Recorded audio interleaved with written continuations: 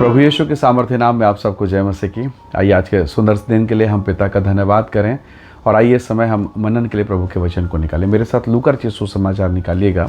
लूका रचित सुसमाचार अध्याय 15 उसका वचन 20 यहाँ इस प्रकार से प्रभु के वचन में लिखा है। तब वह उठकर अपने पिता के पास चला। वह भी दूर ही था कि उसके पिता ने उसे देखकर तरस खाया और दौड़कर उसे गले लगाया और बहुत चूमा। Praise the Lord, hallelujah. परमेश्वर के लोगों, उड़ाऊ पुत्र की कहानी आप सबको पता है।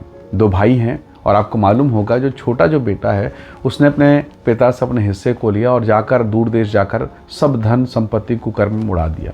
और एक समय आया जब उसका जीवन बर्बाद हो गया, वो खाली हो गया, सुअर की फली खा रहा है। और तब वो पश्चाताप करते हुए लौटता है अपने पिता के पास।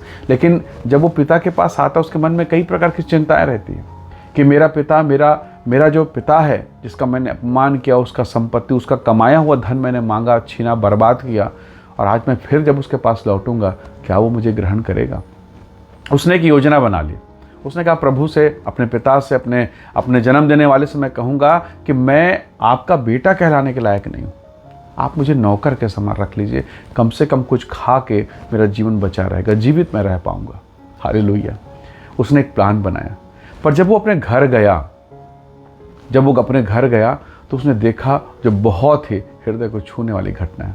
जब से वो छोटा लड़का अपने पिता के घर से बाहर निकला, दूर देश चला गया, तब से उसका पिता बहुत निराश, बहुत उदास और इस आशा के साथ रोज वो सड़क की ओर देखता है, रास्ते की तरफ देखता हुआ अपने आँख को लगाया कि कब मेरा बेटा लौटेगा। और एक दिन जब यही उसका छोटा बेटा, फटे हाल दशा है, कपड़े, बदन पे कपड़े नहीं हैं और जो है वो मैले कुचले फटे हुए हैं, बाल जानवर के समान बढ़ चुके हैं, नाखून जानवरों के समान है, पूरे जीवन में दुर्गति हो चुकी है। फिर भी जब उस ऐसी दशा में वो छोटा लड़का अपने पिता के पास खड़ा होता है, दूर से देखकर, परमेश्वर के वचन में हमने देखा वो दूर ही था, वो बहुत दूर था, उसके पिता ने उसे पहचान लिया कि ये जो बेडौल जीवन है, ये जो लंबे नाखून और लंबे लंबे बाल और फटे हाल कपड़े, अस्त व्यस्त जीवन, उसने उस बिगड़े हुए दशा में उसने अपने उस सुंदर से छोटे से बच्चे को देख लिया। वो दौड़ा, परमेश्वर के वचन में लिखा, वो दौड़ा और दौड़ के उसे गले लगाया, उसे चूमा, उसी दशा में उसे मोहब्बत किया, अपने कपड़े पहनाए, वो अपनी अंगूठी उसने दी, अपने जूते उसे पहनाए। कई बार जब इस कहानी को प्रभु यीशु मसीह ने बताया कलीसिया को, आपको और मुझको, कई बार ये कहानी सुन के बड़ा अद्भुत लगता है ना कि एक पिता का प्रेम कैसा है। परमेश्वर ने, प्रभु यीशु मसीह ने सुनने वाले भक्तों को ये कहानी, ये दृष्टांत दिखाया, उन्हें बताया और ये चित्रण करके सिखाया कि कैसे एक पिता का प्रेम है।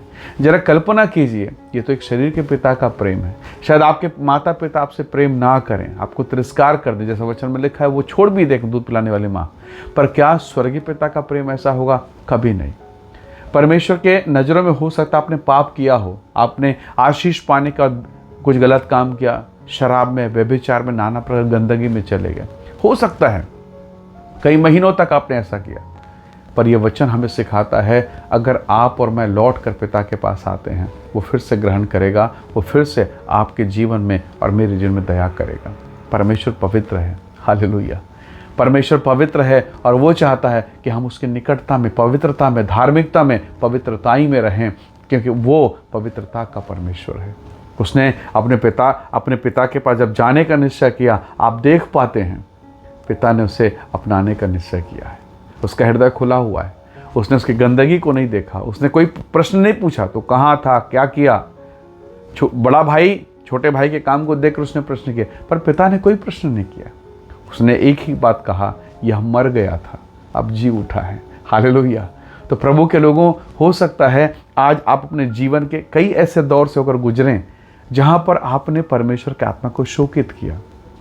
हो सकता है आप क्वायर टीम में हो सकता है आप अपने चर्च में एक बड़ा पोजीशन होल्ड करते हो सकता है आप एक धार्मिक व्यक्ति हैं संसार की दृष्टि में, परंतु फिर भी अंदर से आपने परमेश्वर के आत्मा को शोकित किया है। कोई नहीं जानता आप क्या कर रहे हैं, कैसा जीवन बिता रहे हैं, आप अंधेरे में, अकेले में क्या कर रहे हैं, कोई नहीं जानता, केवल परमेश्वर जानता है और आपका आत्मा।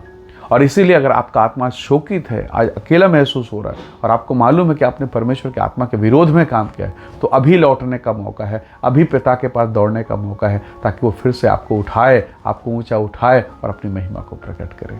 हालेलुया। उसका हृदय बहुत बड़ा है। आइए आज के दिन में हम पिता के चरणों पर लौट कर, पिताजी फिर से मैं अपना जीवन आपको दे, और निस्संदेह परमेश्वर का आत्मा आपके जीवन में काम करेगा और वो आपको उठा के खड़ा कर देगा। हालेलुया।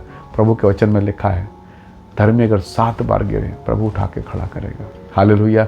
वही परमेश्वर आपको फिर से खड़ा करेगा। आप निराश नहीं होना, उसकी खुली बाहें हैं जो आपकी ओर अभी भी फैली हुई है। हालेलुया। आइए दुआ करें।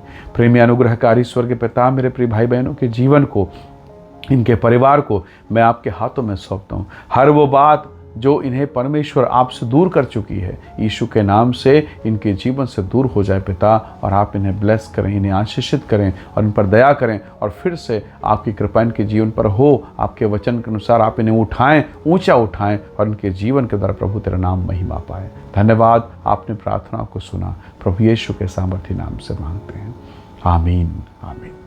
प्रभु आप सबको बहुत ऐसे आशीष दे। परमेश्वर का अनुग्रह आप सबके साथ हो। Praise the Lord.